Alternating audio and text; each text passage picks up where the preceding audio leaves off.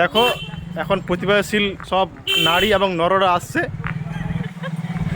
এখনই আমরা স্টেজে দর্শন করব।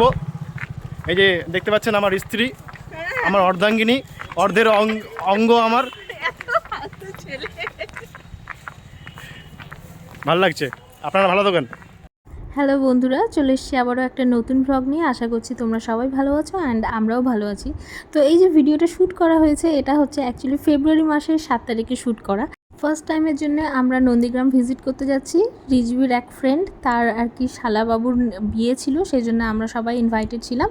কিছুটা রাস্তা যাওয়ার পর খিদে পেয়েছিল, তাই এই হোটেলে আমরা আর কি আমাদের সকালের ব্রেকফাস্টটা সেরে ফেলি। অ্যান্ড ব্রেকফাস্ট সারার পরেই ফটাফট করে আমরা আর কি রওনা দিয়ে দিই নন্দীগ্রামের উদ্দেশ্যে। অ্যান্ড হচ্ছে দেখতে দেখতে আমরা পৌঁছেও গেলাম। তো এই হচ্ছে নন্দীগ্রাম। কাল সন্ধ্যা থেকে জার্নি করে করে ফাইনালি এখন আমরা পৌঁছে গেছি সবাই নন্দীগ্রামে, প্রথমবার আমরা সবাই। আর এটা হচ্ছে আমাদের স্টে, এখনই দেখাচ্ছি। মুখ চোখের অবস্থা খুব বাজে হয়ে আছে একদম। এটা হচ্ছে আমাদের স্টেইং হোম। তোমরা কি ভাবছো এটা হোটেল? না না, এটা কোনো হোটেল না। এখানকার সবগুলো বাড়ি এরকম একদম পুরো হোটেলের মতো। আমরা পৌঁছানোর পরে আমাদের রুম টুম সমস্ত কিছু রেডি করে রাখা ছিল। তারপরে আমরা ফ্রেশন আপ হয়ে স্নান করে নিয়ে বাস এখানে সাজুগুজু করছে, রেডি হচ্ছি, কারণ বরযাত্রী যাওয়ার পালা। আর এইখানে হচ্ছে দিনে গিয়ে দিনেই বিয়ে হয়ে যায়, মানে সন্ধে হওয়ার আগে আগে বিদায় কমপ্লিট। বিয়ে বাড়ির জন্য সব আমরা রেডি হয়ে গেছি না স্যামো? এখন যাচ্ছি, রেডি হওয়ার সেভাবে টাইমও পাইনি। একটু হেঁটে নিয়ে রোড ক্রস করেই আমরা পৌঁছে গেলাম ছেলের বাড়িতে, যে বাড়িতে বিয়ে। আর এখানে গিয়ে আমি বুঝতে পারছিলাম না যে বরটাকে, কারণ সব ছেলেরা একই ধরনের ড্রেস পরেছিল। এটা হচ্ছে ইব্রাহিম দা, রিজবির ফ্রেন্ড আর কি। আর এই তো হচ্ছে রিজবি। আমি বলছিলাম রিজবিকেও একটু পাগড়ি পরিয়ে দাও। রিজবি বললো না না, আমি এগুলো পরবো না, ও একদম পাগড়ি পরতে পছন্দ করে না। তো হচ্ছে ছেলেরা সবাই লাল পাগড়ি পরে, লাল না পিঙ্ক পাগড়ি পরেছিল। আর হচ্ছে তারা 5 বোন, আর 5 বোনই তারা হচ্ছে সবাই সেম কালারের শাড়ি পরেছিল। এখানে বোঝা খুব মুশকিল হয়ে যাচ্ছিলো যে বর কোনটা। এই হচ্ছে বরযাত্রীর মেইন আর কি, আমাদের ভাষায় কি বলে এটাকে, মলুয়া বলে আর কি, মানে যারা বরের বোনরা হয় তাদেরকে মলুয়া বলে। তো এরপর আমাদের প্রচণ্ড কিন্তু খিদে পেয়েছিল, আমরা তাই সবাই আর কি বসে বসে চিপস খাচ্ছিলাম। এত খিদা পেয়ে গেছে সবার, সব কুকুরি খেয়ে দুপুরের লাঞ্চ। এরপরে বিয়ে বাড়িতে যাব, গিয়ে নিয়ে আবার হচ্ছে খেতে হবে। গরম খুব, অনেক গরম। কটকট ক্রান্তি দেখা গেছে এখান থেকে। এটা যাওয়ার কি দরকার ছিল? একটু ঘুরে যেত। হ্যাঁ, বেশি না, 15 থেকে 20 মিনিট গাড়িতে করে ট্রাভেল করার পরেই আমরা কিন্তু পৌঁছে গেলাম আর কি মেয়ের লোকেশনে। অ্যান্ড লোকেশনটা এত ভালো ছিল, এত সুন্দর গ্রাম। এই গ্রামের আর কি প্রতিটা বাড়ির জায়গাগুলো অনেক বেশি সুন্দর। মানে হচ্ছে প্রতিটা, মানে কি বলবো, আর গাছও আছে প্রতিটা বাড়ির সামনে। পুকুর হচ্ছে ম্যান্ডেটারি, সে ছোটো হোক বড় হোক সব জায়গাতেই আছে। আর পাশে মানে ছোটোখাটো জমি চাষ বলতে সবজি, সেটাও আছে ইচ অ্যান্ড এভরি বাড়িতে, হুইচ ইজ অ্যামেজিং। কিছুটা পথ হাঁটার পরে এই যে বিয়ে বাড়ির প্যান্ডেল দেখা যাচ্ছে। রাত্রেবেলা হলে দেখতে তো আরও সুন্দর লাগতো, যেহেতু দেখতেই পাচ্ছ তোমরা লাইটিংয়ের সব তারগুলো ঢোকানো আছে। দেন পুকুরের মধ্যেই তারা ফোয়ারা বানিয়ে নিয়েছে। আর সেখানে প্রচণ্ড গরম ছিল। ফেব্রুয়ারির 7 তারিখে তো আমাদের এদিকে মানে মালদায় যথেষ্ট ঠান্ডা ছিল, আর ওখানে প্রচণ্ড গরম ছিল, প্রচণ্ড, মানে লিটারেলি সবাই সোয়েট করছিলাম।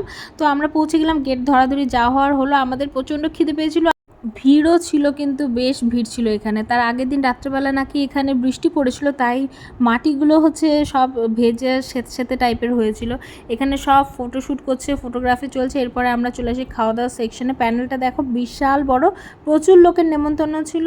এরপরে তো আমরা ফাইনালি আর কি খেতে পেয়ে গেলাম, আমরা সেকেন্ড রাউন্ডেই খেতে বসে গেছিলাম। আর তারপরে এবার চলে গেলাম যেখানে মেয়ে ছিল সেখানে, তার সাথে কিছু ছবি তুলে আমরা রিটার্ন হয়ে যাচ্ছিলাম, কারণ আমরা তো সকালেই নেমেছিলাম, প্রচণ্ড টায়ার্ড হয়ে গেছি। বাড়িটা দেখো কত সুন্দর, আমার এই গ্রামটা ভীষণই ভালো লেগেছে। পরে আমার আবারও যাওয়ার ইচ্ছা আছে, আমি জানি না আবার কোনোদিনও নন্দীগ্রাম বা ওই সাইডে যাওয়া হবে কি না, বাট আই রিয়েলি হোপ যে আল্লাহ আমার কপালে এটা রাখুক যে আমি যাতে ওই গ্রামে আবার যাই।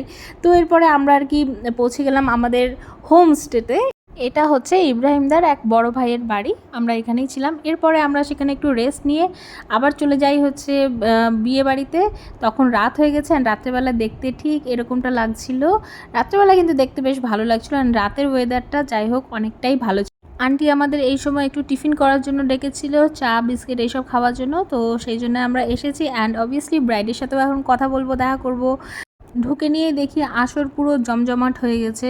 তারা বুঝতেই পারছো জয়েন্ট ফ্যামিলি অ্যান্ড হচ্ছে 2 ভাই 5 বোন, বিশাল বড় ফ্যামিলি, প্রত্যেকের বিয়ে হয়ে গেছে। এটা হচ্ছে বাড়ির মধ্যে লাস্ট বিয়ে ছিল, তো সবাই এসেছে অ্যান্ড হচ্ছে নিজের পরিবারেরই অনেক লোকজন। আর বিয়ে বাড়িতে এটাই কিন্তু একটা মজা লাগে। সুন্দর লাগছে তো।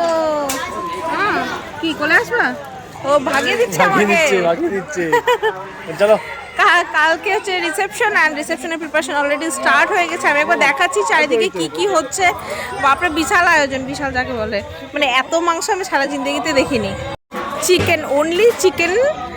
এখানে আরও চিকেন আছে অন্যদিকে রাখা, সেগুলোও কাটাকুটি হবে। চিকেন কাটার জন্য স্পেশাল তারা লোকই নিয়ে এসছে এখানে। এইখানে হচ্ছে চিকেন, দেন একদিকে সব পেঁয়াজ কাটাকুটি চলছে। কালকে রান্নাবান্নার প্রস্তুতি আজ থেকে নেওয়া হচ্ছে, পেঁয়াজ আলু সব কিছু। ওই যে বললাম বৃষ্টি পড়েছিল জন্য মাটিটা যেহেতু স্যাঁতস্যাঁতে, তাই এখানে চুন ফেলেছে পুরো। এটা আমার জানা ছিল না যে চুন ফেললে মাটি নাকি শক্ত হয়ে যায়। তো এরপরে আমরা চলে যাই ব্রাইডদের রুমে, সেখানে আমাদেরকে ডাকে অ্যান্ড এখানে গিয়ে নতুন জীবন তাদের শুরু হচ্ছে। তো সেটারই সেলিব্রেশন চলছিল। ছেলের যে সব বন্ধুরা ছিল সবাই মিলে একটা আয়োজন করেছে এখানে কেক টেক কাটাকাটির, মেয়েকে একটু স্পেশাল ফিল করানোর। তো এই তো তাই এখানে চলছিল, এগুলো দেখতেও ভালো লাগছিলো। কিন্তু এরা এত এই স্প্রেগুলো ওড়ায়, কী যে বলে এই স্প্রেগুলো, যেটা আমার একদম পছন্দ না। চুল মেকআপ সব খারাপ করে রেখে দেয়। আর এই হচ্ছে তাদের রুম, প্রথম দিন বলবো রাত বলবো যাই বলবো। তো এই হচ্ছে তাদের রুমটাও বেশ দেখতে ভালো লাগছিলো, ডেকোরেশন চলছিল। অ্যান্ড তারপরে তারা আয়োজন করেছিল হচ্ছে কাওয়ালির, রিমিক্স কাওয়ালি, মনে আছে গানটা?